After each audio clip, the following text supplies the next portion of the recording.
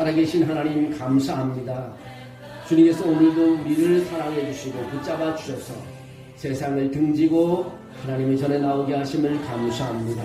오늘 우리를 여기 세워주셨사오니 주의 말씀이 하나님이여 전할 때에 그 말씀에 은혜가 되게 하시고 말씀을 붙잡고 치유되며 회복되며 아버지 은혜를 받는 시간 되게 도와주시옵소서. 주여 이 시간에 우리 각자에게 충만히 임할 줄 믿사옵고 예수님의 이름으로 기도합니다. 오늘 하나님의 말씀은 하나님의 능력과 변화의 삶이라는 그런 제목을 오늘 붙여봤습니다. 그래서 에베소 4장 17절에서 32절 말씀 4장 말씀을 오늘 전하겠습니다. 우리는 종종 이렇게 생각을 합니다. 믿음은 마음의 문제이지 삶의 방식까지 바꿔야 하는가?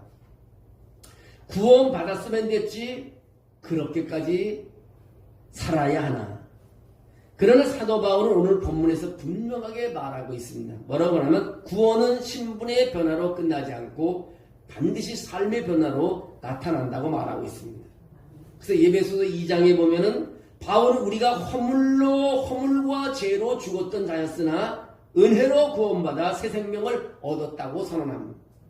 그렇다면 질문이 생깁니다. 구원받은 사람은 어떻게 살아야 하는가? 제가 늘 1장부터 3장까지는 내가 누구인가, 하나님의 누구인가, 하나님의 능력을 발견할 수 있고 4장부터는 우리가 어떻게 살아야 하는가를 우리에게 가르쳐주고 있다고 말씀을 드렸습니다. 그래서 구원받는 사람이 어떻게 살아야 하는가를 우리에게 가르쳐주는 것이 오늘 본문입니다. 오늘 본문은 그 질문에 대한 매우 실제적이고 분명한 대답을 우리에게 주고 있습니다. 그 하나가 17절에서 19절에 뭐냐면 더 이상 이방인의 길을 따르지 말라고 말합니다.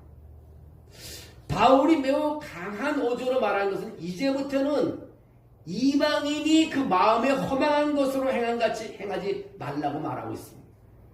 이방인이라는 단순히 민족이 아니라 하나님 없이 사는 삶의 방식을 말하고 있습니다. 그래서 이방인의 삶의 특징을 보면 세 가지로 말할 수 있는데 그 하나가 마음의 허망함이 있다고 말하고 있습니다. 마음의 허망. 그래서 그 마음의 허망한 것으로 행함같이 하지 말라. 그들은 생각하지 않는 것이 아니라 잘못된 방향으로 생각하고 있다는 것입니다. 하나님을 제외한 채 인생의 의미를 찾으려고 하기에 결국 공허해진다는 것입니다. 또 이방인의 삶의 특징 두 번째는 총명이 어두워진다고 합니다. 총명이. 그들의 총명이 어두워지고라고 말하고 있습니다. 옳고 그름을 판단하는 영적 분별력이 흐려져 있다는 것입니다. 진리를 몰라서가 아니라요. 알기를 거부했기 때문인 것입니다. 또 하나는 하나님의 생명에서 떠나버렸다면 하나님의 생명에서. 그들의 마음이 굳어짐으로 말미암아 하나님의 생명에서 떠나 있다고 말합니다. 생명의 근원이신 하나님과 단절되면 삶은 반드시 왜곡된다는 것입니다. 그래서 이방인의 삶의 특징 세 가지는 마음의 허망함, 총명이 어두워짐, 그리고 하나님으로부터의 생명이 떠난다는 것입니다. 그 결과 마음이 굳어지게 되고 양심이 무너지게 되고 결국 죄에 대해 아무런 감각이 없어진다는 것입니다. 바울은 이것이 죄의 진행 과정이라고 말하고 있습니다. 죄가 진행된 과정을 보면 마음이 굳어지고 양심이 무너지고 결국 죄에 대한 아무런 감각이 뭔가 잘못해도 감각이 없고 회개할 생각을 안 한다는 것입니다.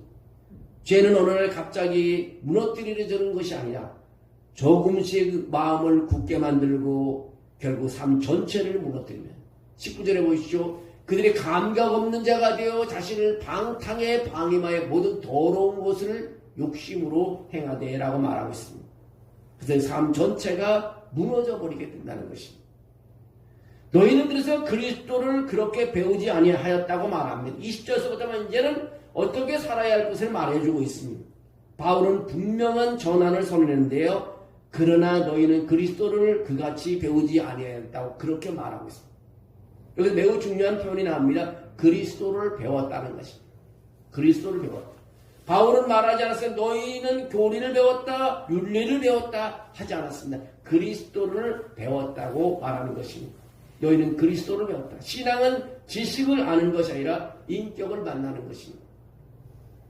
여러분 우리가 세상에 보면은 많은 사조가 있습니다. 무슨 인본주의 사상이 있고요.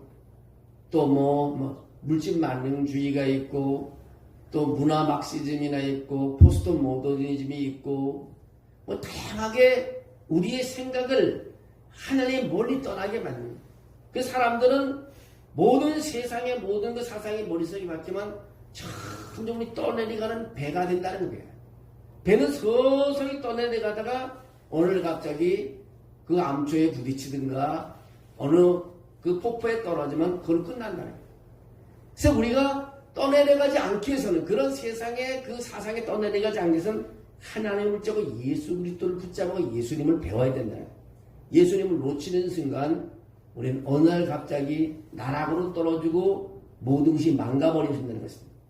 우리 신앙은 지식을 아는 것은 인격을 만나, 하나님을 만나, 그리스도를 알아야 된다는 것입니다. 예수님을 참으로 만난 사람은 그분의 삶을 닮지 않을 수가 없습니다. 예수님을 안 사람은 예수님을 닮아갑니다.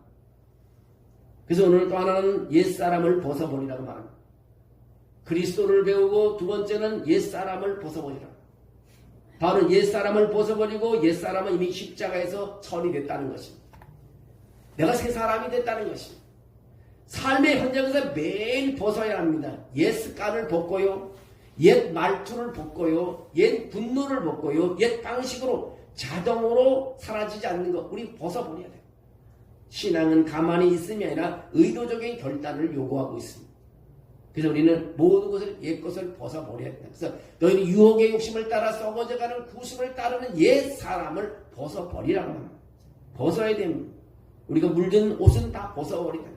그냥 입고 다닐 수가 없습니다. 우리 생각의 생각을 다 없애버려야 됩니다. 또 하나는 새 사람을 입으라고 말합니다. 새 사람을 입으라는, 새 사람은 내가 만들어낸 존재가 아니라 하나님께서 창조하신 존재를 말하고 있습니다. 그 특징은 뭐냐면 23절에서부터 그렇게 나옵니다. 23절에 뭐라고 말하냐면, 오직 너희의 심령이 새롭게 되어, 계속해서 보면 23절에 보면 새롭게 되어 하나님을 따라 의와 진리의 거룩함으로 지음을 받는 새 사람을 입으라. 의로움으로, 진리의 거룩함으로 하나님을 닮는 삶을 살아라고 말하고 있습니다. 여러분, 우리는 이미 새 사람이 되었습니다. 이제 그 새 옷을 입고 살아야 된다는 것입니다. 오늘 그래서 4장 25절에서 35절에 하면 변화된 삶의 실제적인 모습을 보여주고 있는데, 바로 매우 현실적인 예를 들었습니다. 25절부터 보면 말의 변화를 먼저 말합니다. 말의 변화. 보면 거짓을 버리고 참된 것을 말하라고 합니다. 거짓을 버리고 참된 것을 말합니다. 말은 그 사람의 영적 상태를 드러냅니다. 거짓은 공동체를 무너뜨리지만 진실은 공동체를 다시 세웁니다. 우리는 한 몸의 지체이기 때문에 우리는 말의 변화를 우리는 잘 따라가야 됩니다. 또 하나는 분노의 절제를 말하고 있습니다. 26절에서부터 이절에 보면 분을 내어도 죄를 짓지 말며 해가 지도록 분을 품지 말라. 분을 내도 죄를 짓지 말라. 분노 자체는 죄가 아닙니다. 그러나 붙잡아 두면은 죄가 된다는 것이, 붙잡아 두면. 그래서 바울은 말하는 해가 지도록 분을 품지 말라. 왜입니까요? 마귀에게 틈을 주지 말라는 것입니다. 통제되지 않는 분노는요, 마귀가 가장 좋아하는 통로입니다. 이런 막 사람과 싸우고, 사실 보면요, 이 모든 보면 이 사조들이 들어오는 거 보면은 인본주의나 사회주의 사상이라든가 이 포스트 모더니즘 같으면 전부 다 그런 사상에서 자기가 조금 불이익한다 그러면 그냥 싸우는. 그러면 사회가 A라는 측과 B가 싸우고, 당과 당이 싸우고요, 이 회사와 저 회사가 싸우고, 친구와 친구가 싸우고, 막 싸우고. 서로 싸움이 일어나는 거죠. 하나님이 지킨 게 아닙니다. 마귀들에 의해서 움직이고 있는 것입니다. 그래서 굉장히 우리의 분노를 절제할 수 있어야 된다. 내가 이만큼 올라와도 참을 수 있어야 가정이 평안할 수 있고요, 이만큼 올라와도 일을 꿋꿋이 해야 된다. 우리가 그런 마음을 갖지 않으면 어려워. 여러분 생각해 보세요. 애들이 학교를 가면 1등 하는 애들이 있고 꼴등하는 애들이 있습니다. 상위 그룹에 있는 사람은 기분 좋아합니다. 근데 시험 그 성적이 딱 나오면 하위 그룹 애들은 분노가 확 올라가는 거예요. 왜냐면 상위 그룹 올라가지 못했기 때문에. 어떤 시험을 보고 나면 어떤 애들은 또 목숨까지 던지는 것이에요. 나는 쓸모없는 사람. 쓸모없는 사람.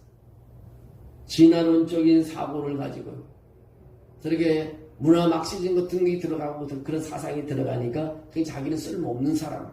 근데 하나님 앞에 나오면요, 꽃등도 하나님은 하나님의 귀한 존재이고요, 하나님의 형상을 닮은 그런 우리 이 땅에 태어난 우리 모두는요, 1등하는 아이들도 하나님의 귀중한 사람이에요. 근데 하나님의 말씀에 우리가 젖어 있지 않고 세상 학문에 세상 사고에 젖어 있게, 사상에 젖어 있게 되면 우리 쓸모없는 사람을 스스로 판단하고 스스로 이 세상에 하직하는 경우가 많이 있어요. 여러분, 우리 분노의 절제를 가진다. 하나님은 나를 분노하게 만들지 않았어요. 우리는 하나님은 그렇게 만났어요. 우리 하나님 어려움이 있을 때마다요, 마귀가 틈을 못하게 해야 돼요. 그리고 하나님 말씀을 붙잡고 우리는 떠내려가지 말아요. 저는 사상에 밀려가지 말아요. 하나님 붙잡아야 되는 것입니다. 우리가 뭐 잘 될 때도 있고 안 될 때도 있지만 하나님은요, 사회 망한 사람에게도 관심이 있습니다. 사회 망한 사람이 이 세상에 필요 없는 존재들이 아닙니다. 하나님에게 다 또 한 번의 기회도 있을 수 있고 하나님이 다 귀한 존재입니다. 근데 어디 그래요? 돈 번 사람은 돈이 많이 벌고 잘 되는 회사는 참 멋지게 쓰임받는다 그러고 안 되는 데는 버림받다 생각. 그가 성경에서는 그렇게 말하지 않고 있습니다. 우리 여러분 삶 속에는 항상 어려움이 있다 하지만 그러니까 절제할 수 있고 우리가 다 통제할 수 있고 우리 마귀가 틈타지 못하게 해야 된다는 것을 우리에게 가르쳐주고 있습니다. 바울이 현실적인 말의 변화를 가져와야 되고 분노를 절제해야 되고 또 하나는 정직한 노동과 나눔이 있어야 된다. 4장 28절에 도둑질하지 말라는 말은 단순히 훔치지 말라는 뜻입니다. 불성실한 일, 또 책임 없는 태도, 이기적인 삶, 이 모든 것을 버리고 정직한 노동과 나눔의 삶으로 나아가라고 말하고 있습니다. 그래서 28절에 도둑질하는 자는 다시 도둑질하지 말고 돌이켜 가난한 자에게 구제할 수 있도록 자기 손으로 수고하여 선한 일을 하라고 말하고 있습니다. 또 하나는 29절부터 30절에 보면 은혜를 끼치는 말이라고 말합니다. 듣는 자들에게 은혜를 끼치게 하라. 여러분, 우리가 어떻게 살아야 하는 것을 잘 가르쳐주고 있습니다. 듣는 자들에게 은혜를 끼치게 하라. 얼마나 공손히 말해야 될까요? 성경은 말은 사람을 살릴 수도 있고 성령을 근심하게 할 수 있다는 것입니다. 성령은 인격이십니다. 우리가 말 같은 데에 반응하시는 것입니다. 그래서 무릇 더러운 말은 너희 입 밖에도 내지 말고 오직 덕을 세우는 데 소용되는 선한 말을 하여 듣는 자들에게 은혜를 끼치게 하라. 여러분이 하는 말을 듣는 자들에게 은혜를 끼치게 하나요? 그러면 여러분 성경대로 살아가는 것입니다. 그리고 크리스찬으로서 어떻게 살아가는 건지 이미 배우는 것입니다. 사람에게 많이 만나보면 어떤 사람이 말할 때마다 기분 나쁜 게 있어요. 참 그게 기분 나쁩니다. 그거 오래 얘기 못합니다. 그 자리를 떠야지. 걔 오래 있으면 서로 다투게 되니까. 근데 어떤 사람 만나면 그 말하는 것보다 그렇게 마음에 와닿아요. 따끈따끈한 마음이 그냥 위로가 되고. 여러분, 우리가 듣는 자들에게 은혜를 끼치는 말, 가족에게도요, 가까이 있는 사람에게도요, 처음 보는 사람에게도 이 따뜻한 말 한마디가 사람을 살릴 수 있다는 것을 우리는 기억해야 될 줄로 믿습니다. 오늘 31절에 31절에는 하나님을 닮은 삶에 대해서 말하고 있습니다. 오늘 31절부터 보면 너희는 모든 악독과 노함과 분냄과 떠드는 것과 비방하는 것을 모든 악의와 함께 버리고 32절에 서로 친절하게 하여 불쌍히 여기며 서로 용서하기를 하나님이 그리스도 안에서 너희를 용서하신 같이 하라고 말하고 있습니다. 버릴 것이 뭐냐? 악독을 버리고 분노를 버리고 비방을 버리고 악의를 버리고 입을 것이 뭐냐? 친절, 공율, 용서, 이 기준입니다. 하나님이 그리스도 안에서 너희를 용서하신 것이 용서할 수 있어야 된다는 것입니다. 여러분, 하나님은 우리를 구원만 해놓고 그대로 두시는 분이 아닙니다. 우리를 살리시는 하나님, 반드시 변화시키시는 하나님이십니다. 그 변화는 쉽지 않지만 우리 안에서 이미 역사하고 있는 하나님의 능력으로 가능한 것입니다. 나는 못하지만 하나님 능력으로 다 가능한 것입니다. 하나님 능력은 항상 우리가 아플 때도 나에게 머물러 있고요. 내가 하나님 기도할 때마다 하나님 능력에 머물러 있는 것을 느낄 수 있습니다. 하나님 능력은 능히 우리가 구하거나 생각하는 모든 것에 더 넘치도록 하신 것입니다. 오늘도 하나님은 사람의 삶을 변화시키고 있습니다. 이방인의 길을 버리고 그리스도의 길을 선택하는 참된 성도의 삶이요, 주님이 원하는 길인 것입니다. 오늘 우리는 몇 가지를 생각해 어떻게 살아야 할 것을 우리를 오늘 본문을 통해서 우리 말씀을 생각해 봤습니다. 우리가 어떻게 살아야 되는가? 그렇지 않아서 구원받은 것이 끝나는 게 아니라 앞으로의 삶에 대해서 4장 5절에 대해서 계속해서 우리에게 말해주고 있습니다. 말에 대한 것도 잘해야 되는 것입니다. 우리의 모습도 잘 보여야 되고 하나님도 잘 섬겨야 되는 것입니다. 여러분의 삶 속에요, 새 사람이 돼 옛 것을 버리고 새 사람이 되어서 정말 하나님 은혜 가운데 하나님을 원하는 삶을 살아가는 우리의 말과 생각과 행동이 성령을 기쁘시게 해야 됩니다. 오늘 옛사람을 벗고 그리스도에 닮은 새 사람으로 살게 해달라고 우리는 기도해야 되는 것입니다. 그것이 바로 우리가 가는 길인 것입니다. 우리가 가는 길은 이방의 길을 버리고 크리스찬 믿음의 사람의 길을 가야 된다는 것입니다. 하나님 원하는 길을 가야 되는 겁니다. 하나님이 가다가 멈춰라고 성경에만 성경은 신호등이라는 거 말하면 신호등에 가지 말라고 빨간불이면 멈춰야 되고 또 파란불이면 가야 됩니다. 성경이 가라는 데는 가고 성경이 멈추는 데는 멈춰야 됩니다. 성경을 벗어나는 순간요, 내 생각대로 사는 거지 뭐 인본주의잖아요. 하나님은 뭐 생각해 모든 건 내 생각대로 움직이는 게 인본주의예요. 하나님과 멀어지는 것입니다.